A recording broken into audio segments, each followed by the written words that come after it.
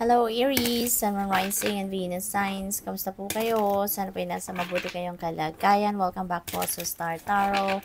At kung bago po kayo rito, welcome din po kayo. And please subscribe, like, share my videos, and leave me a comment po kung naka-resonate kayo. Thank you. So first message po ninyo is for general life, no? So, oh wow, napakaganda, no? 10 of Cups. Ayan, this is happy family. This is domestic bliss. This is harmony and love between each other, no, sa pamilya.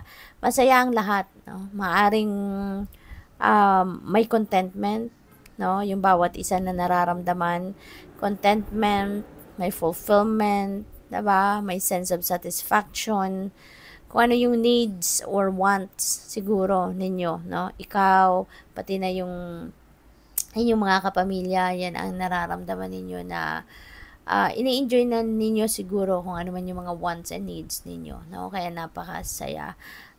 Everyone is enjoying the company, no, of each other dito. Kaya maganda, masaya. Pwede rin na merong baka ang iba sa inyo dito may banding, no? Magbabanding kayo. Baka may picnic, baka mayroong outing kayo, or pwede rin na merong pa-dinner kayo, no, sa pamilya. At yung special dinner ba, no? At baka meron din dito, baka merong reunion, no? May party. Pwedeng gano'n, no? Masaya, magsasaya, magi-enjoy ang lahat.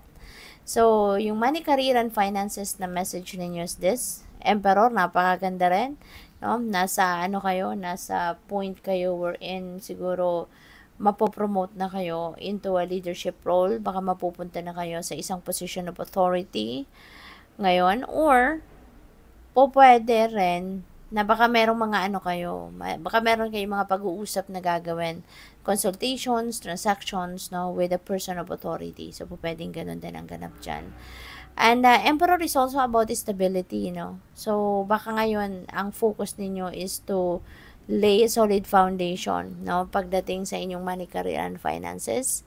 Baka ngayon lahat ng effort na ginagawa ninyo is para makapag-build kayo ng sarili ninyong financial stability, security, financial empire, yung mga ganon. So, napakaganda. So, tignan natin message ninyo for your relationships. We have Queen of Wands.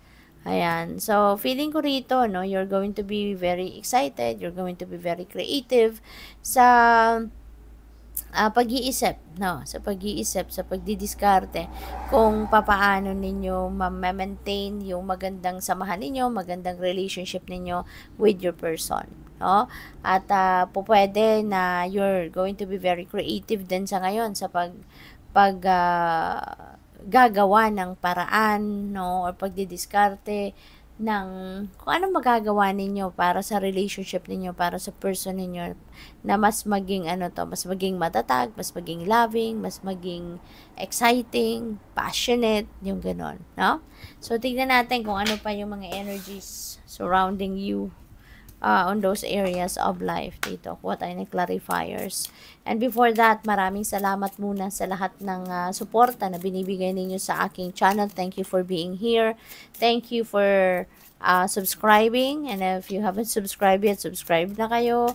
At maraming salamat sa mga nagpapadala ng super thanks, no, donasyon, at saka yung mga hindi nag-skip ng ads. Maraming salamat po sa inyong lahat. Queen of Pentacles. Ayan. So, siguro ang iba sa inyo rito, kayo yung punong abala, no? Sa pamilya, punong abala sa pag-maintain, no, ng maganda at masayang pamilya. Siguro kayo yung parang kayo siguro yung nagdadala, no, ng inyong pamilya, Aries. So, maaring ganon. At you are the one siguro taking care of everyone. Kayo yung mas lamang kumbaga ang time at oras na binibigay ninyo sa inyong pamilya para na ma-maintain, no, yung magandang samahan ng bawat isa, magandang relasyon, yung harmony, yung love, yung ganon. So siguro kayo itong kayo yung sobrang nag-e-effort para mangyari yon, no? You are the one also providing, no? Hindi lang kayo umaasa, no, sa person ninyo na siya lang yung magpo-provide financially para sa pamilya. Kayo din, tumutulong din kayo para magkaroon ng mas maluwag talaga, no, na pamumuhay ang inyong pamilya. You're also taking care of your family, hands-on, yung ganon. So, sa Emperor naman, we have 2 of Pentacles. Ayan. So, maaaring marami kayong ginajuggle ngayon na trabaho or siguro multitasking kayo lagi. Ang sipag din ninyo, Aries. So, maybe there are few things, no, na pinagkakaabalahan kayo rito. Baka nagtatrabaho na kayo, at the same time meron pa kayong racket, may side hustle pa kayo, or may negosyo pa kayo, no. Aside from working 9 to 5 job, siguro on the side meron pa kayong hanap buhay na iba, meron pa kayong racket, no. So pwedeng ganun din ang sitwasyon dito, or this could be opportunities, no. This could be financial opportunities na tinitignan ninyo. Parang you're weighing things out. Alin kaya dito yung kukunin ko? Alin kaya dito yung mas magiging beneficial sa akin? So, siguro mga ganun ang ganap ng iba sa inyo rin, no? So, good luck sa iyo.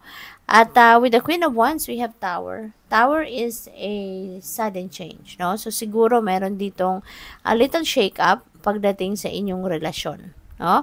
A little change, no? Na merong magaganap, no? Probably kailangan mong baguhin ang inyong relationship dynamics.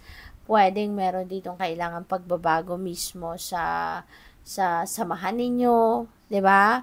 Baka nanggagaling kayo doon sa hindi na magandang usapan, sa hindi na magandang samahan, kaya that is going to change for the better na.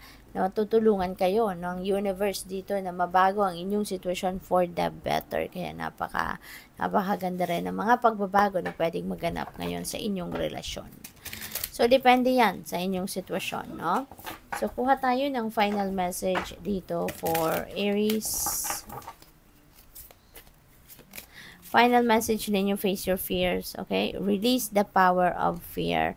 Pag na kayong matakot, tanggalin mo na, alisin mo na sa buhay mo yung takot, because as I always say, kung aalagaan mo yung takot sa dibdib mo, you're not going anywhere. Walang mangyayari sa yung maganda, no? Kasi lagi kang mapipigilan, no? Kahit may maganda kang plano, may mga gusto kang gawin, no, na magiging maganda yung outcome nito.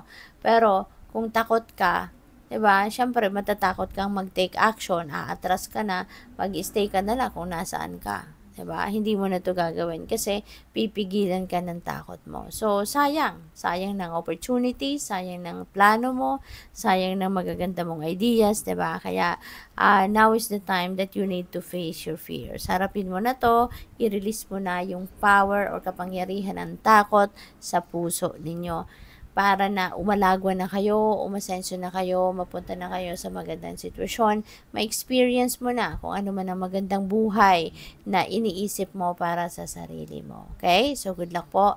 Thank you for watching. Love and light. Namaste.